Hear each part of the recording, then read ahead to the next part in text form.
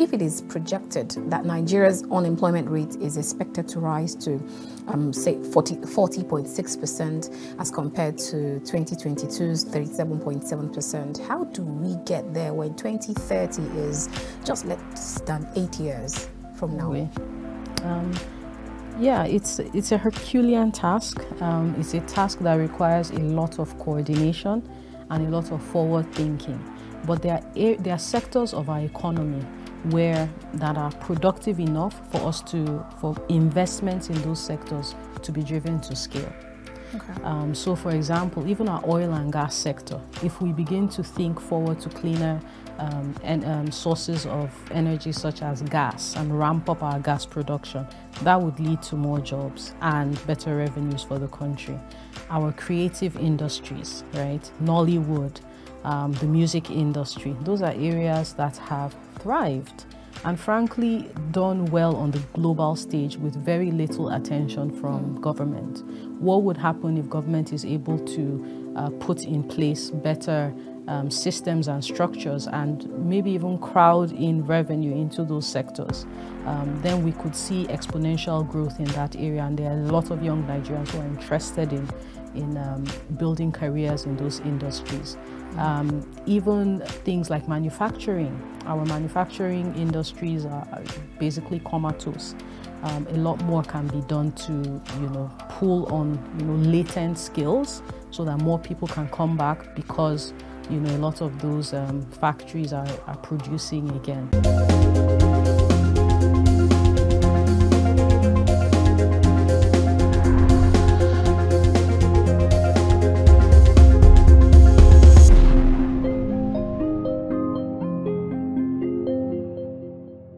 In the words of Kofi Annan, a Ghanaian diplomat who served as the 17th Secretary General of the United Nations, once said, "Extreme poverty anywhere is a threat to human security everywhere."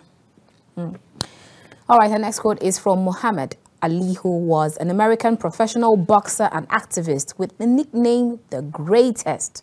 He once said, "Wars of nations are fought to change maps, but wars of poverty are found to map change." Well, absolutely spot on. Our last quote is from Sid Golden, an American author and former .com business executive. He once said, "People do not buy goods and services. They buy relations, stories, and magic." I love this one. All right, let's see how all of this correlates. What we will be discussing tonight. Very warm greetings and welcome to The Conversation. We are reaching you from KAFTAN's television studio here in the nation's capital, Abuja. I am Annabel Orji. Now, Sustainable Development Goal 1.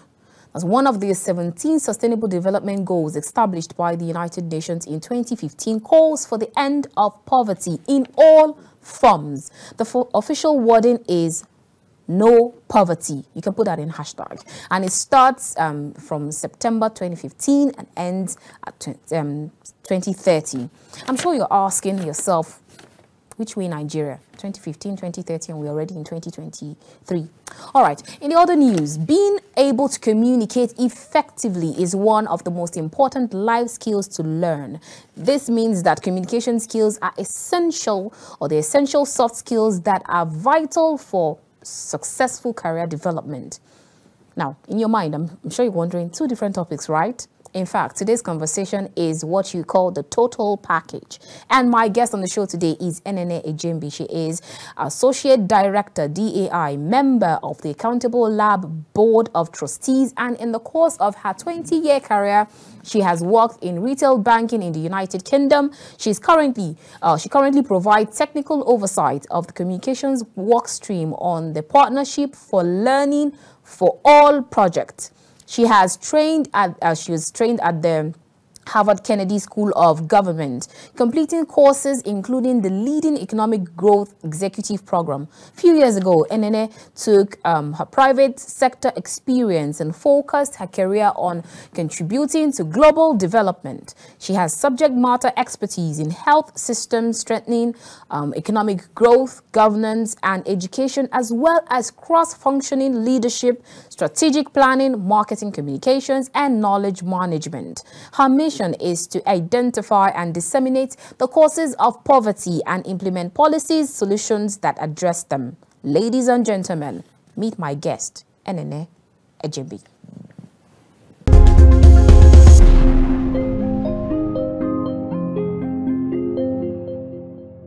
Welcome back. If you just joined us, this is The Conversation. We're reaching you from KAFTAN's television studio here in the nation's capital, Abuja. Now we'll go straight to our chat for tonight. Our guest of the show is Enene Ejembi. She is the Associate Director, DAI. It's great to have you on the show today, ma'am. Thank you, Annabel. It's really great to be here. Likewise. All right, now let's talk about leadership and governance. Help us understand, what is the difference between leadership and governance? It's a really good question. Typically, leadership is the way to cast vision, communicate vision clearly, and mobilize and motivate people to follow, to deliver on that vision. It doesn't depend on rank. It doesn't happen because you've won an election or because you were promoted into a role. You can lead regardless of what your designation is, what your rank is, what your portfolio is. And a lot of civil society activity is actually driven by people who are leaders, whether or not they have the objective role of providing leadership. Governance, on the other hand, is the function within an entity. Could be in an organization or a state where there is machinery set up to develop and direct the efforts of the public sector in order to deliver the benefits of democracy to citizens. It could be given by elected leaders based on the role that they have, and they'll work through the machinery of the public sector to deliver it. Oh, great. So thank you for that amazing distinction that you just gave on leadership and governance. Now, taking a cue from the definition that you gave, would you actually say that leadership and governance is meeting the right criteria that you just posited here, especially here in Nigeria, and ticking the right boxes without any interference, especially from the superiors or the Oga at the top? Yeah. I mean, they do intersect, leadership and governance, in an ideal world, right?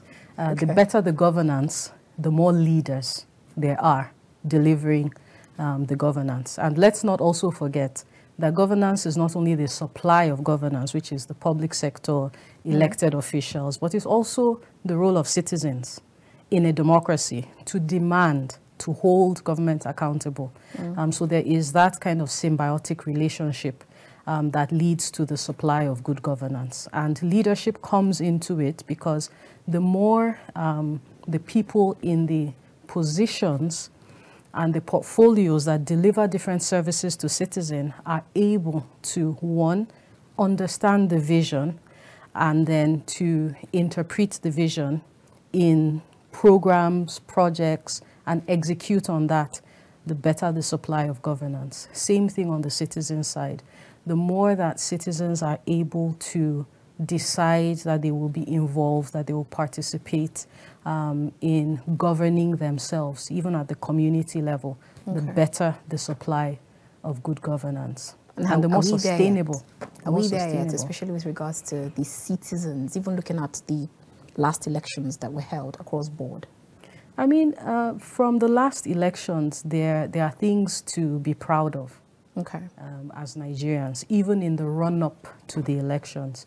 I think that I don't have any official figures, but just from anecdotal evidence, there was a lot more interest, there was a lot more discourse, there was a lot more participation, especially from, the part of the electorate that typically don't vote. That educated middle class. A lot more people were engaged and showed up on the day to vote. Social media enabled us to see this and for people to kind of track what was happening. So that is something that we can be proud of as Nigerians. So that's an improvement. In terms of the outcomes, and INEC and its role in providing those outcomes, I think that for a lot of people and from all the studies that I've seen, there's a lot to be improved upon. And hopefully we'll get there. And incidentally, you know, the participation of citizens is one of the ways that we hold all these agencies accountable. And while we may not be able to say, it's actually work that is never done. There's no society where they would say that their electoral process is 100% dealt with and, you know, that's the end. So it's a work in progress, and I think that Nigerians have a lot to be proud of, and we are making progress. We're a very young democracy. So since it's still a work in progress, do you actually see subsequent elections gaining more tractions and people coming out en masse to vote, or to have all of this that happened with INEC breaking out the result in real time? Do you think that's actually waned Nigerians' appetite? Yes, a lot of Nigerians are at that place where there's disillusionment because of outcomes, right? So while I cannot say yes or no, it actually depends on what we do in the intervening years. Okay. Elections don't happen in election year. There has to be a build-up and progress. And we as citizens have a lot to do. Organized civil society have a lot to do. And it depends on our success in, one, engaging citizens based on demographic, based on different issues, providing more clarity to citizens and encouraging them to understand that, yes, we have moved the needle and that there is still a lot more ways to go. So if we do the right things in the intervening years and we continue to be involved, then yes, we will actually be able to see better gains. One thing that happened in this election that, you know, hasn't happened before, that kind of shows a maturing of our democracy, is the fact that we had a 3-candidate race, right? It was, you know, it was really close for we've never had a 3-party election that was that close, and so that alone is significant progress. So we look forward to the years ahead. Great, absolutely spot on.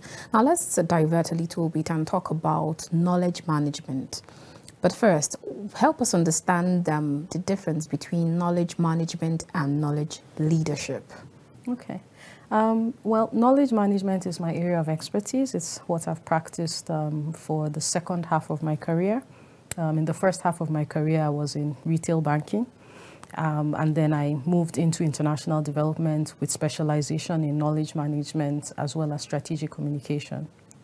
Knowledge management is a management practice that is based on putting in place processes, activities, and a culture within an organization where the organization is able to create knowledge, store knowledge, capture knowledge, use knowledge, and share knowledge. So you can actually store knowledge? Absolutely, you can. Great, all right. 2 ways.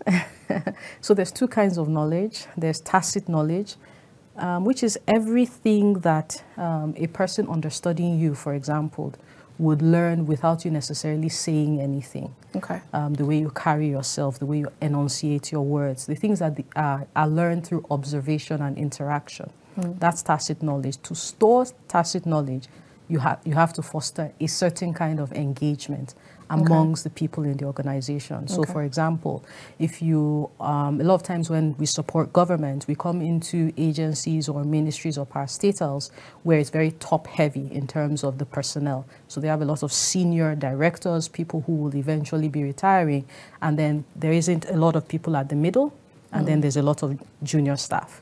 So in those kinds of places, what you want to do is you want to set systems in place where there is interaction between these junior staff and the senior staff so that that tacit knowledge is passed across. Okay. For the explicit knowledge, which is the second kind of knowledge, what you want to do is make sure that the processes within the organization are documented, the resources are archived and collated, and that people know how the organization delivers on its mandate. How does it create its products, its services? Those things need to be documented, and you need both. So you don't only hand over the tools and the toolkits and the guidelines and the SOPs to the younger staff.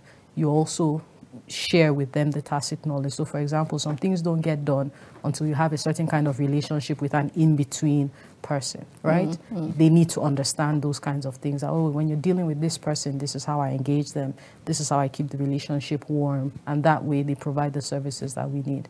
So you want to make sure that you can capture both within an organization and transfer them accordingly. And then the last part is sharing the knowledge, which you know, maybe the private sector does a little bit more, especially the development sector.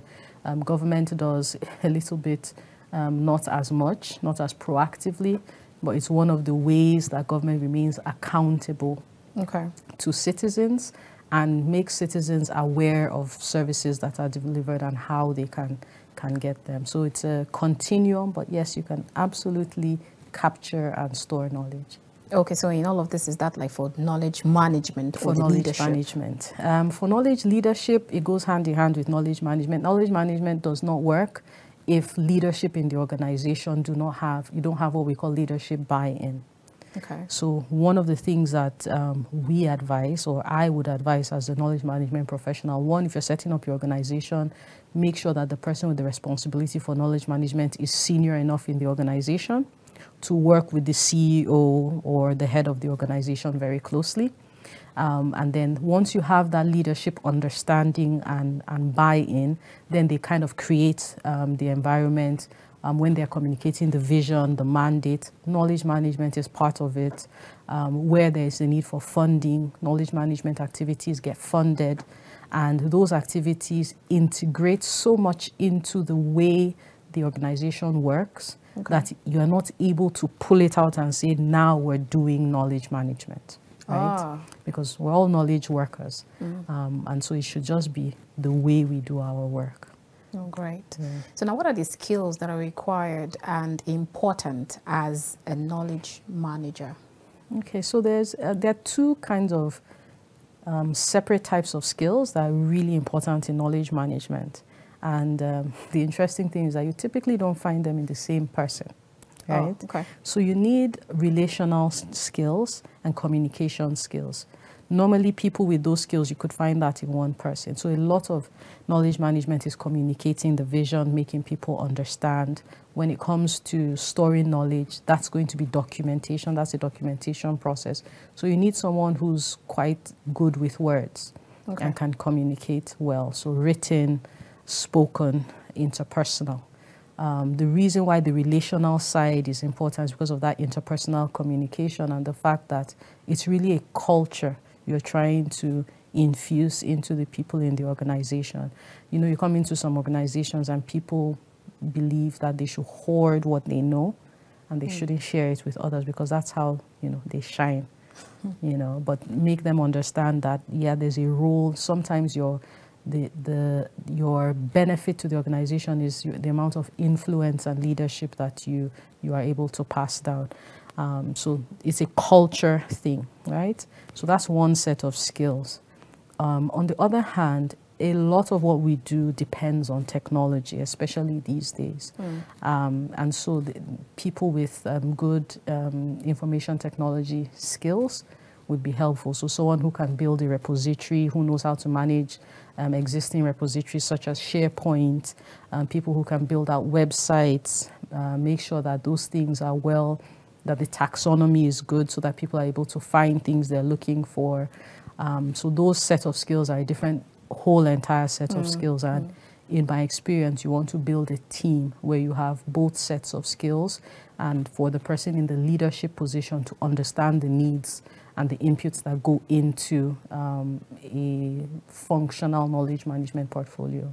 So now how do you deal if you're someone that you see people that they tell you that, okay, this is my secret recipe, I'm not ready to let go of it. So how do you deal with such people then? Well, they say people management is the hardest area of leadership, right? So a very important part. So this underscores why you need the authorizing environment, right? From CEO level downwards. You need the head of the organization communicating to all staff that this is important. So that already deals with some of the resistance.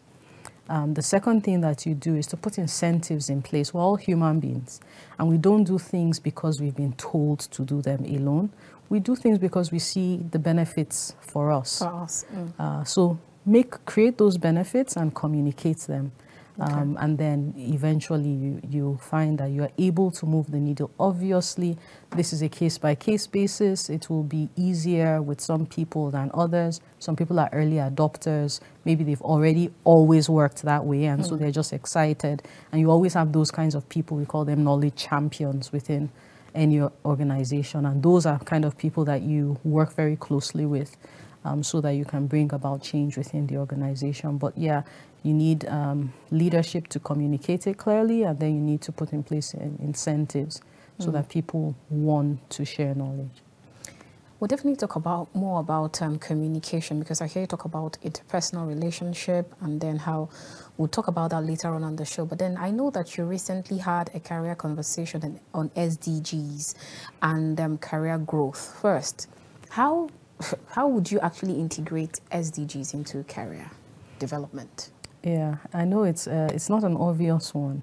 And when I talked with the coaches that I normally host career convos with, so when we started talking about having that conversation about the Sustainable Development Goals and how it can tie into career growth and development, it wasn't an obvious link that we could find. However, you know, if you think about why we develop careers in the first place, a lot of our work is around developing different spheres of human existence, right? So for you as a journalist, your job is to make sure that citizens have the information that they need, and then that discourse flows freely within a country. There's a lot of impacts that leads to. It's part of why you have a strong democracy. There's even a link between a free press and the incidence of famine. There has never been in the world a country where there is a free press and famine actually happened within that country. And you can understand why. That by fostering discourse between government, between the private sector, civil society, issues are addressed and can be mitigated before it gets to that kind of level. So while it's not an obvious connection, like these are the higher level impacts.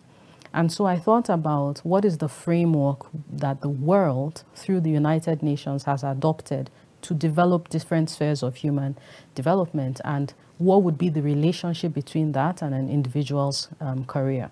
There's no need to reinvent the wheel, right? A lot of research and evidence has gone into developing that 17-goal framework. And if you look at it, it's rare that you're going to find any professional who does not see a link between what they do and one or two of the goals, or even their personal passion, something that they do in their personal life, their own pet projects, and then you can see how it links to the goals. And so we thought about bringing those two together and sharing it with people as a framework within which they can do several things. One, understand the passions that they have, understand the work that they do, understand how their skills can be applied to 1, 2, 3, 4 different sustainable development goals.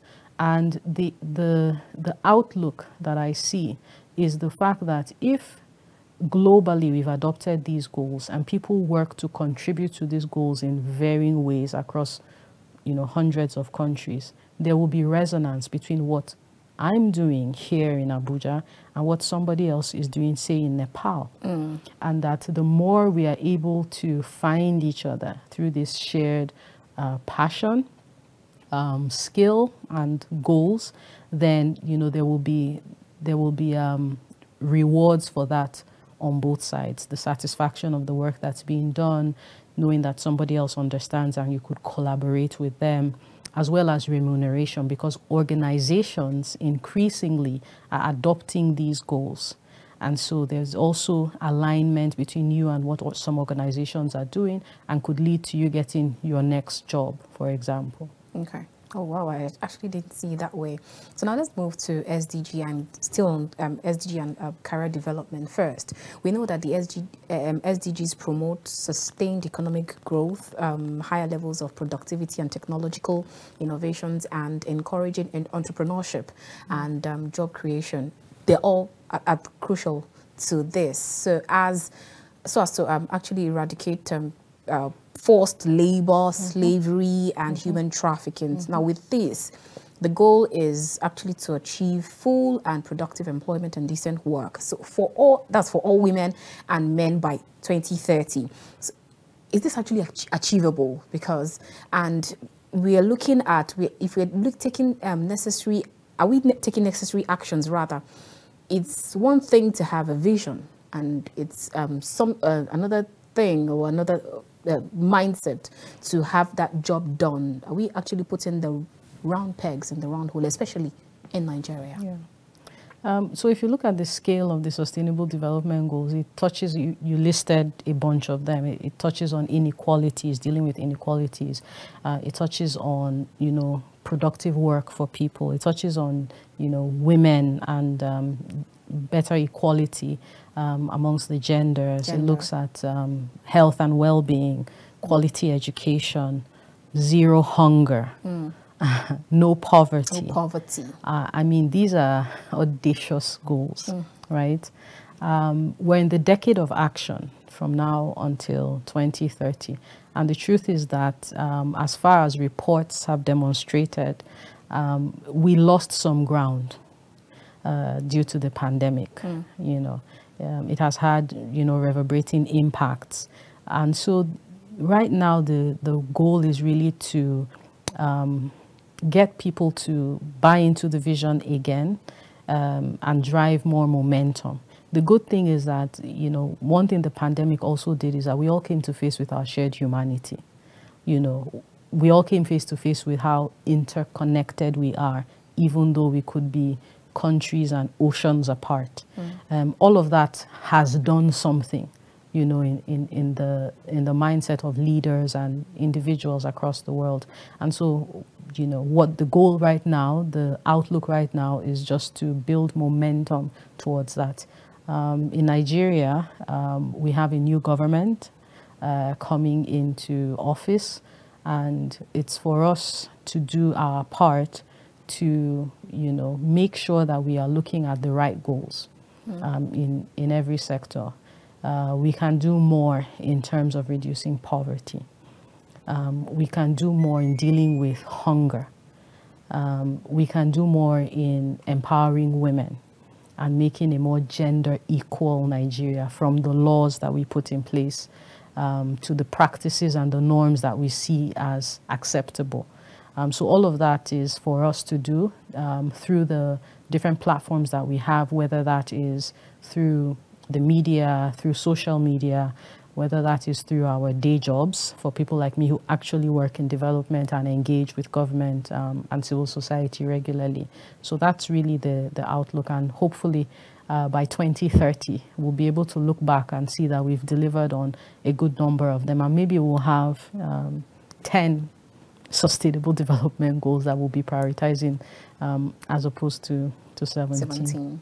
Now, I hear you say that we should do more in terms of poverty, hunger. I saw a particular report this morning, a newspaper report that says 4.3 million people face severe hunger in Borno, Adamawa and Yobe. That's coming from WFP.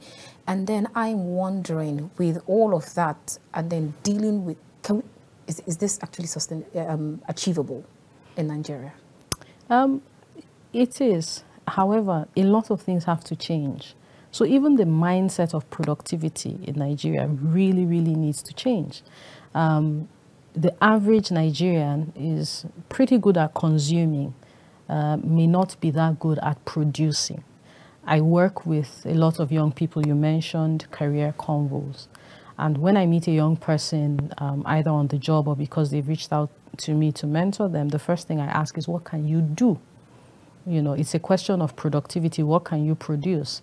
A lot of us want to talk about what qualifications we have. Those qualifications mean nothing on their own, or should not mean anything on their own. What should matter is what you produce.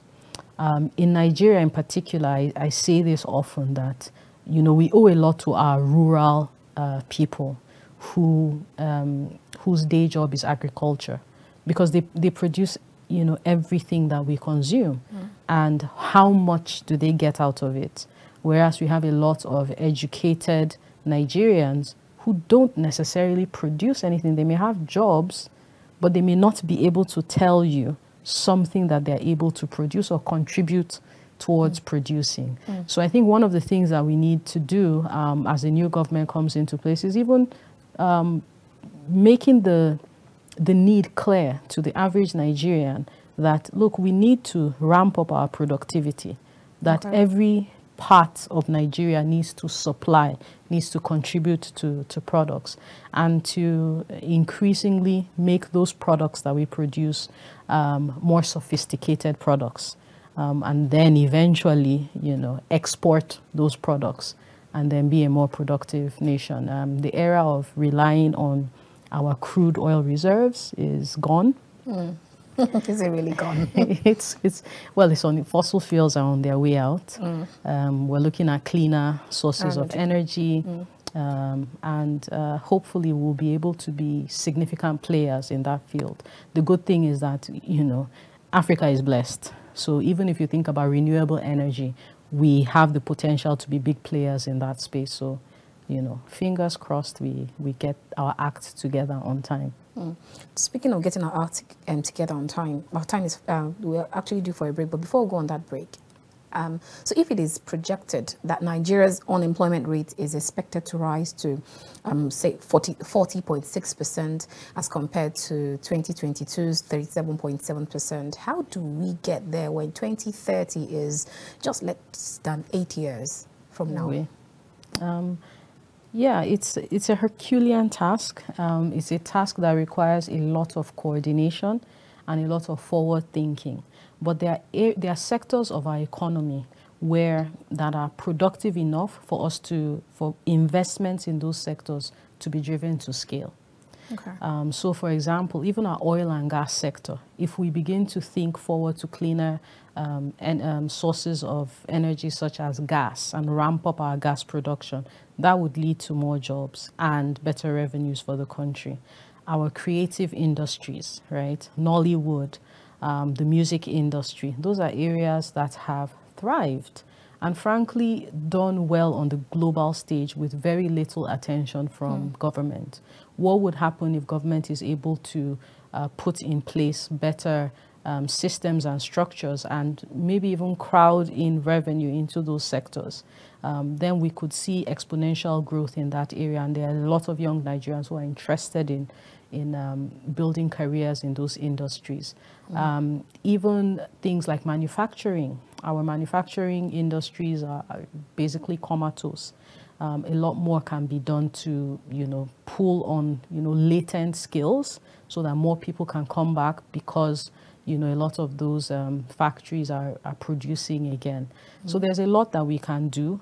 And again, it takes us back to the productivity question. If government sees its role as supporting the private sector with better policies, a more enabling environment, and helping them to raise revenue for them to take a lot of these industries to scale, there's a lot of space for that to happen, and they would draw on the skills and services of Nigerians. So there are things that we can do to see serious gains in 3 to 5 years, a medium-term plan. The EGRP was supposed to do that. Hopefully it continues. It should be reviewed, and then we should continue working on those areas. The present government has done what it can. I think that there's a lot more room to develop Nigeria, especially the economic side of it. Clearly, there's so much to unbundle from this conversation, so let's go on a quick break, and when we return, we'll definitely continue this conversation with Enene Ejembi. I will see you after this time out. Join us again.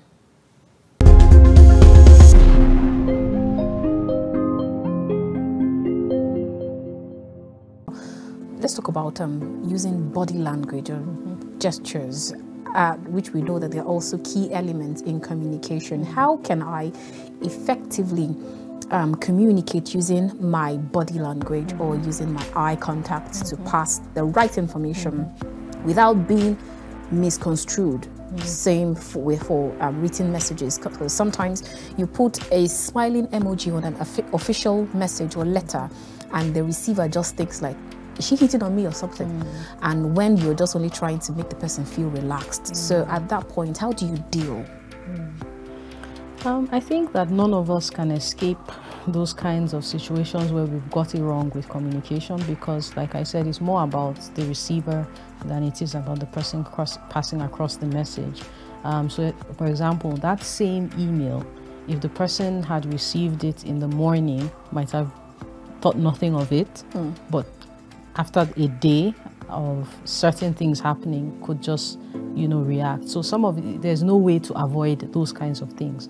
But the ways to put yourself in a better position to communicate clearly is diction, understanding what words have negative connotations, right? So diction helps, just understanding that some words have some kinds of connotations and avoid them, or use them deliberately if that's what you want to communicate. Another one is, you talked in terms of body language, just watching yourself to understand how you use your body and how it could come across to other people. The more open you are, the more you can communicate freely. So if you're in a formal setting, you want to be open, but not too open. You want to understand, what you do with your face. Different people have different ways their face naturally rests. So you want to be mindful of how your face rests, and just put yourself in positions where you will have to practice.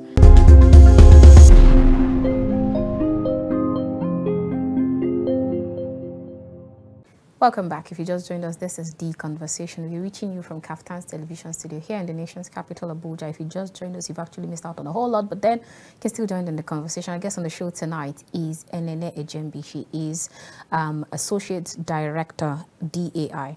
All right, before we went on that break, we've actually talked about quite a lot of things, but then let's talk about poverty, because I know that you have a forte around that. So what is the benchmark for poverty?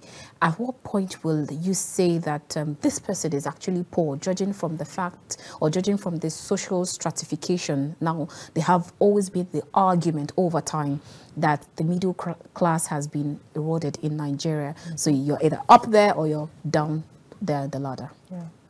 Well, the metric that's popularly used in development is anyone who lives under $1 a day is poor. And there are approaches to reach people like that, depending on what the issues are. One of the economic development areas that I focused on through my career is the making markets work for the poor approach, where you identify poor people, identify the sectors of the economy that they can serve. So clearly, one of the areas is agriculture. A lot of poor people practice subsistence agriculture. So how do you work with them to get them to the point where they are serving markets? So for example, if it is a rice paddy farmer, how do you work with them to scale their productivity and the quality of their products so that they can serve a rice processing factory that's not too far? How do you eliminate the aggregators, the middlemen who capture most of the profit? How do you help them have better skills and, are able to even understand how to negotiate and market their product? So there's a lot that can be done. There's a reason people are poor. And so market system development just says, let's work with them to deal with the root causes of the poverty and then work with them to integrate them to serve markets. So it's not about charity. It's not about giving handouts. It is about working to build their ability to produce so that they can participate in the market and then they can earn higher incomes and come out of the cycle of poverty. Some of it is skills development. Some of it, yes, is inputs financially. Some of it is relationships, commercial relationship, brokering.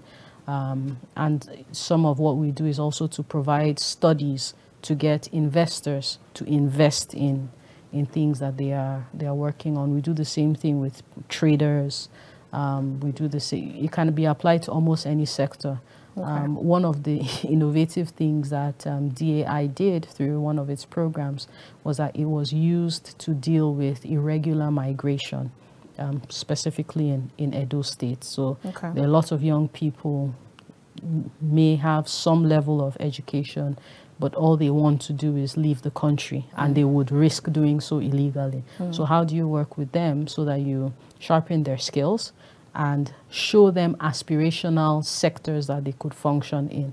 And then, you know, they're less likely to put themselves and their lives at risk and stay in Nigeria and have a productive life. So those are the sorts of things that we do to deal with poverty.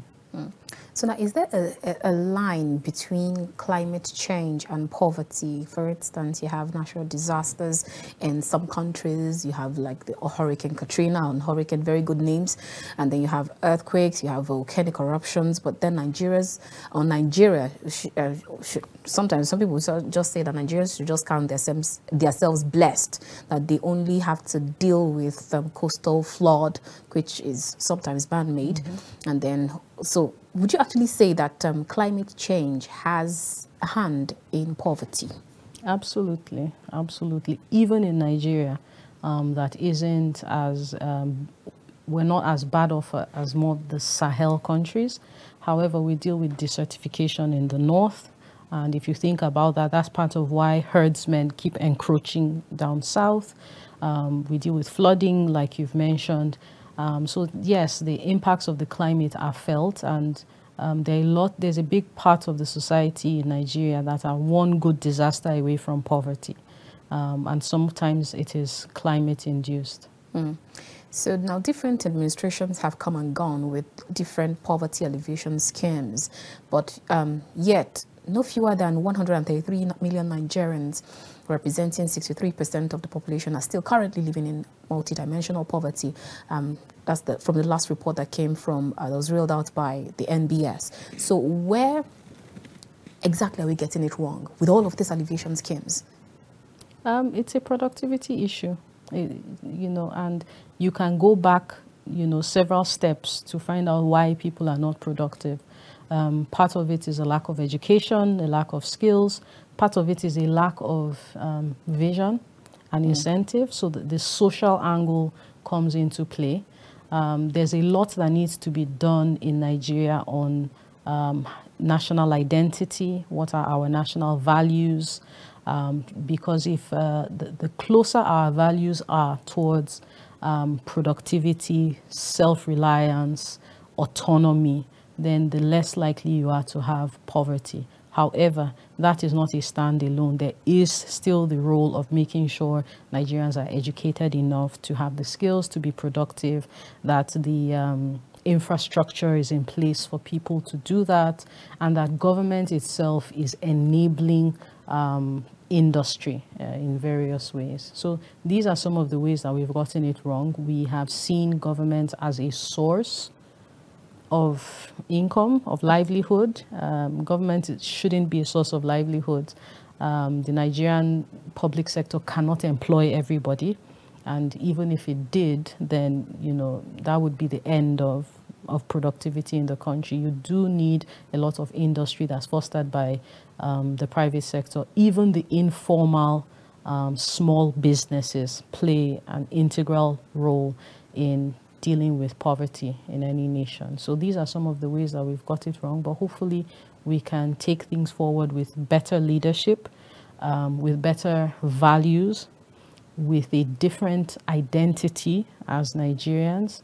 I've thought about values and identity in Nigeria quite a bit, because there's only so much you can do if a person doesn't see why they should be doing it. And at the end of the day, we talk about national development, it's self-development, you know, on a mass scale. You know, that's really what we want to achieve. And the Nigerian national identity is not one of productivity at all. You know, it's one of a mesh of living a good life, but not necessarily because you put your back into any sustained effort. That needs to change. We do have the grit as a people. One word that's always used to describe Nigerians is that Nigerians are resilient. if we apply that resilience to having a lot more autonomy as individuals, to being more productive, to collaborating, right? And this brings you to some of the things that government has a role to put in place, building trust among citizens. One of the reasons why people don't collaborate and therefore don't produce sophisticated products is because the rule of law is a sham. And so enforcing contracts between people doesn't happen. And so I have to trust you as an individual. You know, in many parts of the world, you don't need to decipher whether this is a trustworthy person or not, because you know that you will have recourse if the person turns out not to be. And accessing that recourse is not onerous.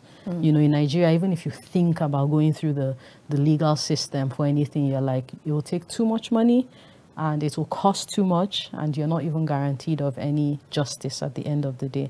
So, you know, those are some of the things that need to be put in place.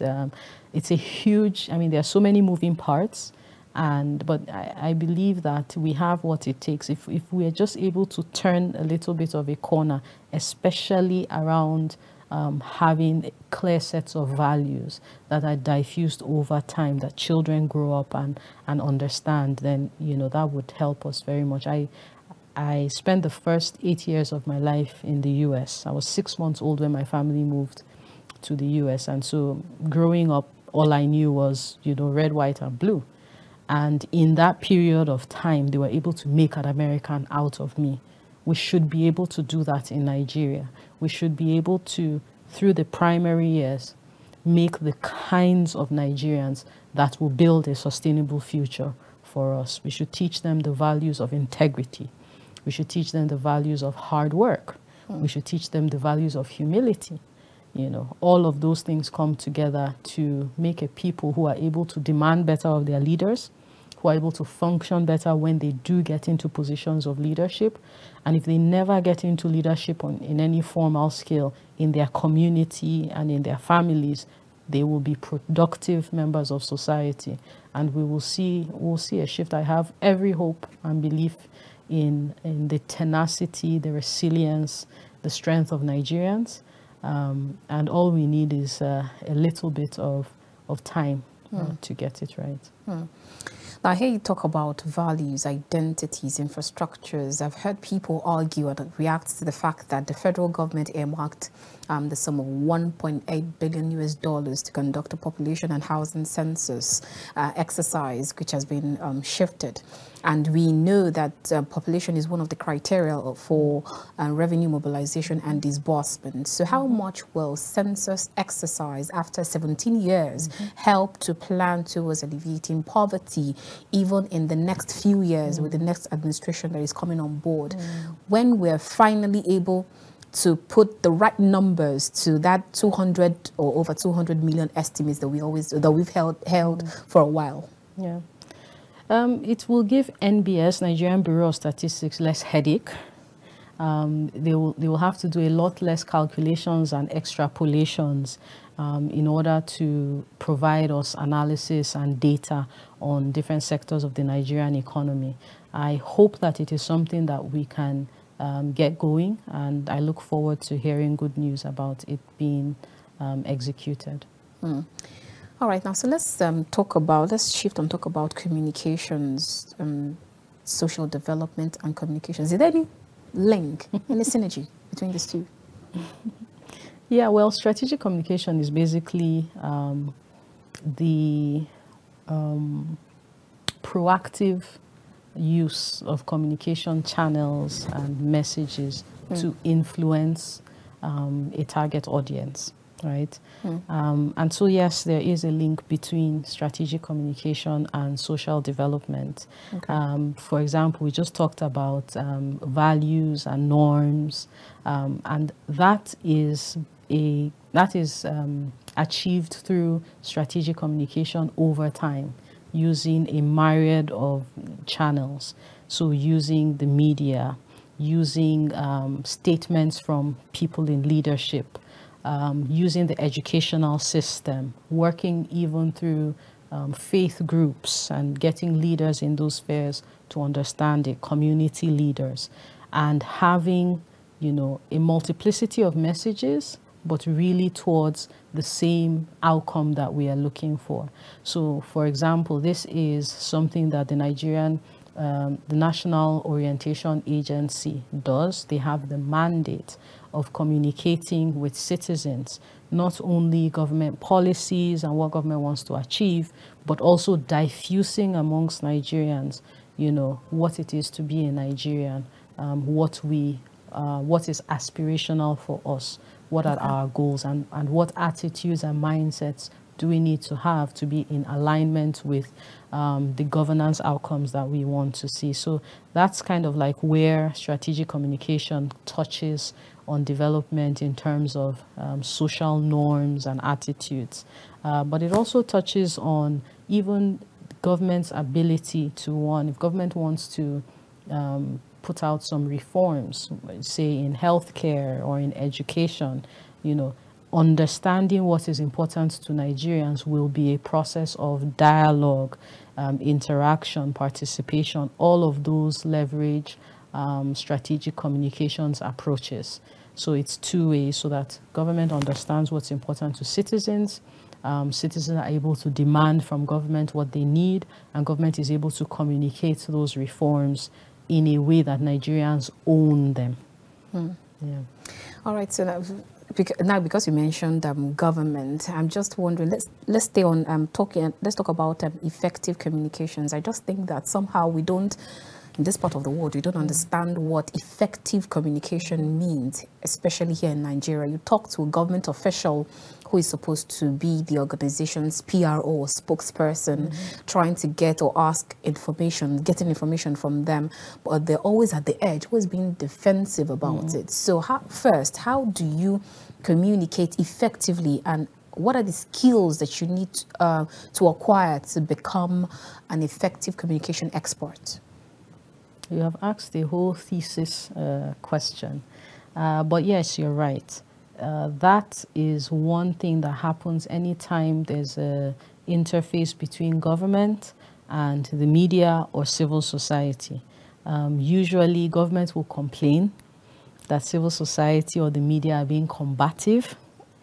Media will complain that government is being defensive or resistant. Hoarding. Yeah.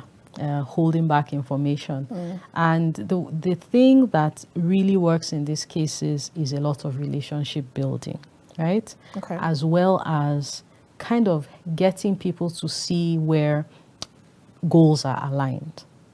So usually if you look at the immediate thing that you want, you're on two opposite sides. You want information, and sometimes that information does not paint government in the right light. And so they are like, no, I'm opposed to this. However, what is the role of government? It is to serve the people. So if that understanding is built through relating with the people, you know, in questions, whether it's the media, government, if they're the ones who want to relate better with the media, there are ways to do that. Same thing with the media relating more with government, is basically building a relationship around the higher goals that we all subscribe to. Okay. And then you can tease out the nitty-gritty of, okay, what we'll let you know now, what we won't let you know. So, for example, DAI has implemented governance programs on behalf of the UK government in Nigeria for 20-something years now. You know, there have been different generations of these programs. They typically run from 3 to 5 years. Okay. And so DAI has a lot of experience around working with government, building their capacity, helping them to be more capable, but also helping them to be more accountable to citizens. So these programs typically have two sides. It will have the side where we're working with government on giving them more capacity, you know, facilitating technical assistance, but there's also the side of working with citizens to say, you need to be in there, you need to know what the issues are. You need to tell government ways that they are getting it right or wrong. You need to demand information. So there were times in this country when the media couldn't get budgets. They couldn't understand what was going on around public financial management, but that's public funds. We need access, not access all through the development process, but at least access at some point. And it was those kinds of relationships that we're able to broker between citizens and government, as well as the media, to say, look, they need to know this. When are you able to provide it?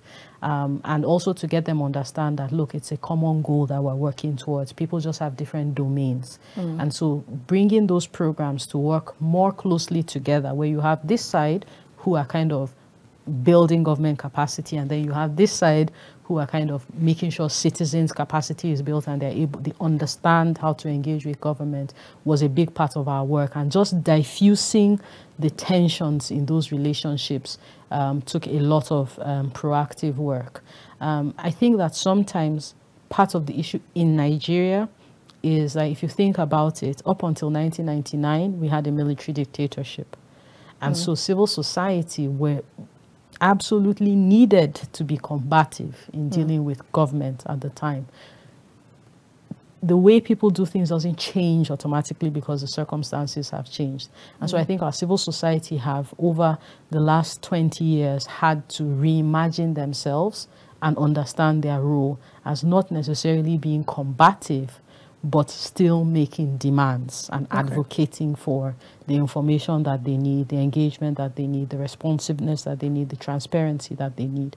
And so I think that as the years go on, the next generation of civil society will have a different experience and a different approach. But I think that there have been changes, slight changes on both sides, but it's still work in progress.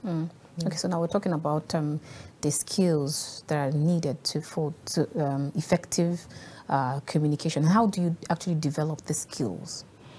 Well, everybody communicates. A big part of it is relational. Okay.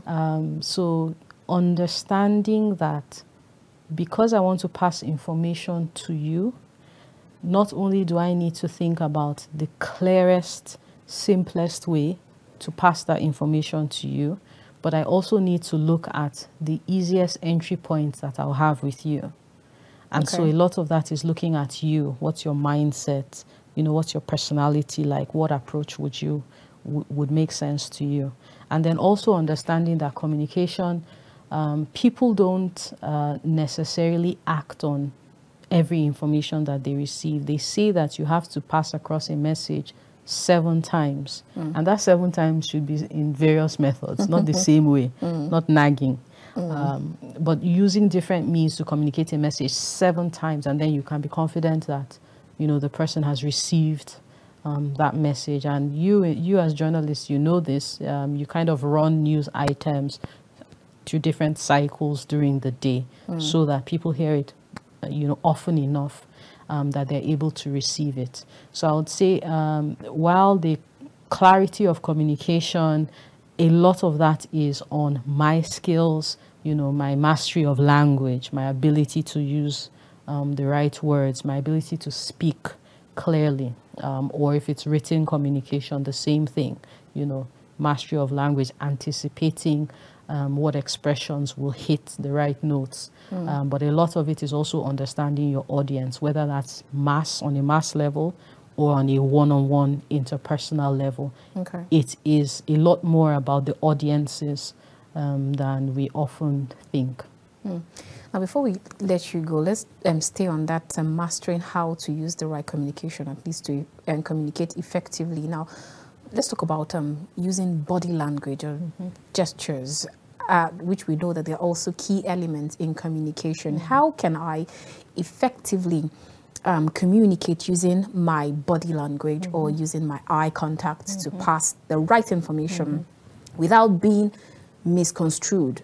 Same for written messages, because sometimes you put a smiling emoji on an official message or letter and the receiver just thinks like, is she hitting on me or something? And when you're just only trying to make the person feel relaxed. So at that point, how do you deal? I think that none of us can escape those kinds of situations where we've got it wrong with communication, because, like I said, it's more about the receiver than it is about the person passing across the message. So, for example, that same email, if the person had received it in the morning, might have thought nothing of it, but after a day of certain things happening, could just, react. So there's no way to avoid those kinds of things. But the ways to put yourself in a better position to communicate clearly is diction, understanding what words have negative connotations, right? So diction helps, just understanding that some words have some kinds of connotations and avoid them, or use them deliberately if that's what you want to communicate. Another one is you talked in terms of body language. Just watching yourself to understand how you use your body and how it could come across to other people. The more open you are, the more you can communicate freely. So if you're in a formal setting, you want to be open, but not too open. You want to understand, what you do with your face. Different people have different ways their face naturally rests. So you want to be mindful of how your face rests. And just put yourself in positions where you will have to practice your communication. I do a bit of public speaking. I mean, this is your life. And those are some of the things that I need to be mindful of, and I would say be deliberate. Be deliberate. Thank you so much. One of the ways is just to be deliberate about it. It's been a wonderful time talking to you. Like, we could actually just go on and on, but then our time is fast spent. Thank you so much for your time with us. Thank you very much. Really great speaking with you. Great. Thank you. All right, viewers, that's all we can take tonight. Thank you so much for listening. We have been chatting with Enene Ejembi. She is the Associate Director, DAI. And it's been a wonderful time here on D Conversation. I'm sure you must be rightly educated, entertained, and informed. I will see you again next time. Keep watching D Conversation, because you never know who my next guest will be and what I will be speaking on next. From the nation's capital, Abuja, I am Annabel Orji. God bless you and yours, and God bless Nigeria.